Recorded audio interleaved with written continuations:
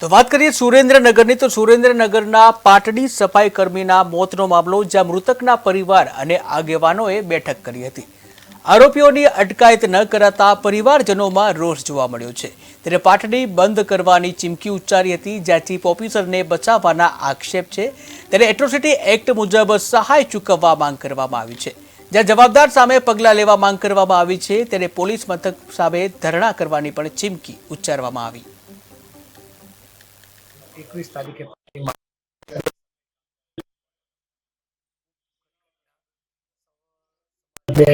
આ બાબતે ખૂબ દુઃખ છે અને એટલી બધી કરુણ ઘટના બની છે કે જેના કારણે માન્ય મુખ્યમંત્રીશ્રીનો કાર્યક્રમ પણ એના આંદોલનના કારણે રદ કરવો પડ્યો।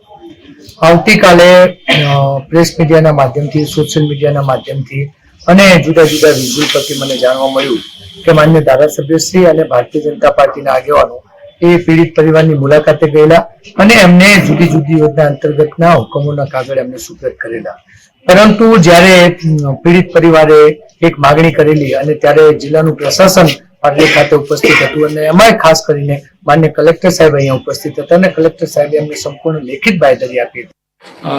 2025ના રોજ જે પાટડી નગરપાલિકાના બે સફાઈ કામદારોના કટર સાફ સફાઈ કરવાના અનુસંધાને મરણ પામે છે, ત્યારે એમની જે માંગણીઓ સરકાર દ્વારા સ્વીકારવામાં આવી છે, પરંતુ હાલ એમની માંગણી એવી પણ છે કે જે આરોપીઓ ફરાર છે એમની ધરપકડ 48 કલાકમાં અલ્ટિમેટમ આપવામાં આવે। એ 48 કલાકના અલ્ટિમેટમની અંદર આજે રાત્રે 9 વાગે જ્યારે પૂરું થઈ ગયું છે, ત્યારે જો સાંજ રાતના 9 વાગ્યા સુધીમાં એમની ધરપકડ કરવામાં ન આવે તો સર્વ સમાજ, પાટડી વેપારી એસોસિએશન તેમજ પાટડી નગરના નગરજનોને આ સમાજ, વાલ્મીક સમાજ, દલિત સમાજને સાથ આપી, સહકાર આપી અને બપોર સુધી બંધ પાડી અને એને સાચી શ્રદ્ધાંજલિ આપવામાં આવે એવી હું એક નાગરિક અને પ્રજા, એક સમર્થ સમાજ તરીકે 21 તારીખે પાટડીમાં